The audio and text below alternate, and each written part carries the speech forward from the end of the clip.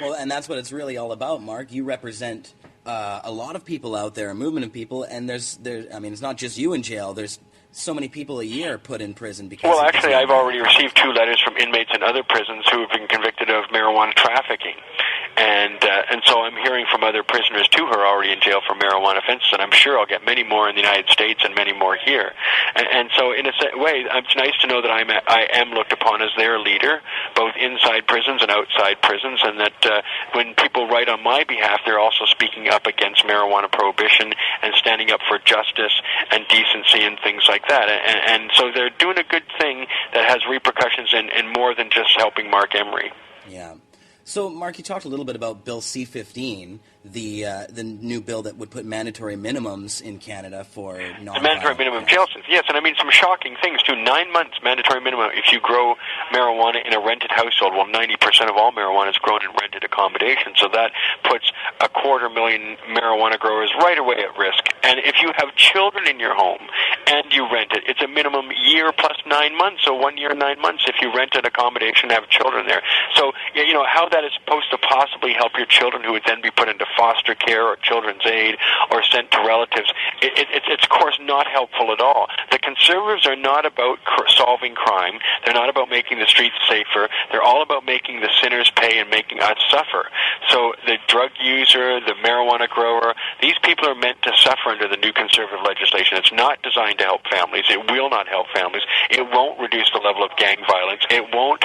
It'll fill up jails. It'll increase the deficit. It'll cause more suffering and harm and hurt the families of people who get sent to jail with no public benefit. Just the same lack of benefit that Prohibition has always done. For 45 years, we put in 2 million Canadians have been criminalized. We've spent billions and billions of dollars. We've filled up jails and we've ruined lives with these horrible failed policies, and yet they continue on, and that is the point of them. They're meant to have people suffer for their choices. So whereas Stephen Harper can be a drunk, and our Premier Gordon Campbell can be a drunk, and they can do bad things.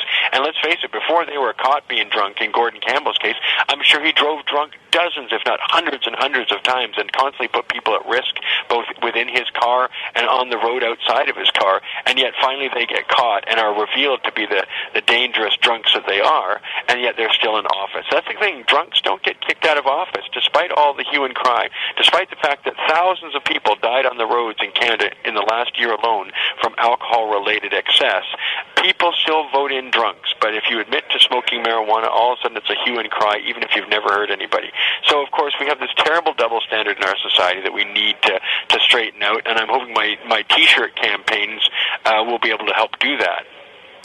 So, Mark, Bill C-15 has already passed our House of Commons. It has, yes, with the support of the Liberal Party, which is appalling, and it's why the people who are interested in drug law reform can't really get behind the Liberals. A Liberal Justice Minister signed my extradition order when I was first arrested in 2005.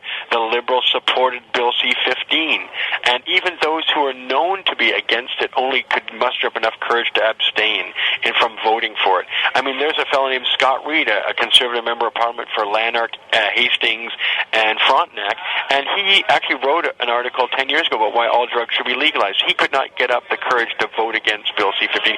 He abstained. Keith Martin, who proposed a bill to legalize marijuana in the Parliament, he could not get the courage to actually vote against Bill C-15. He abstained, and then everybody else in the Liberal Party and the Conservative Party supported these prohibitionary bills that will only make everything worse. So now it's before the Senate, where the Liberals dominate, and the Senate is a very independent organization. It's an appointment for life till the age of 75, and fortunately it's hard to whip them into a uniform point of view. But I'm sure that the Senate ultimately will pass these bad bills, and that we will see increasing surveillance of our email, of our Facebook. We're going to see many, many more Canadians, thousands more, go to jail. And the Conservatives don't mind that. They want to build big, huge, new private prisons. And, of course, that's all part of the Antichrist. And what is an Antichrist? It's a pretender to righteousness. It's a false prophet. And Stephen Harper very much is a false prophet. He's a Christian fundamentalist who believes that we all must suffer if we have what he perceives as these moral failings. And yet, it's not a moral failing for him to have been a drunk. It's not a moral failing for other Conservatives to be drunks. It's only a moral failing if you smoke marijuana, even though he was just heard singing I Get High with a Little Help from My Friends at the National Arts Gallery at a gala there. And yet the Beatles wrote that song specifically under the influence of marijuana, and yet here he is singing it, and yet wanting to put all the marijuana people in jail. The hypocrisy in politics knows no bounds, but I'm hoping we can illuminate and accentuate that in the months ahead while I'm in jail with my notes and my T-shirt campaigns and the kind of interviews I can do. I have been doing interviews. I was on CKNW, and I've been doing as many interviews as possible to point out these things. So I'm trying to be active, even when I only get 4 to 6 hours outside of my cell where the phones are each day. Yeah. Now, we were just talking about Bill C-15, but what is the best way for people to fight that now that it's already been passed? Well, it's been passed by the House of Commons, but you just have to urge your senators to be courageous and vote it down. They can repudiate it. Now, of course, there are conservatives who agree that it's bad legislation, too. Pierre Claude Nolan is the original chairman of the 2002 Senate report that's urged that we legalize marijuana and that we end the prohibition. Well, he's a conservative, and I'm sure, hopefully, he'll vote against Bill C-15.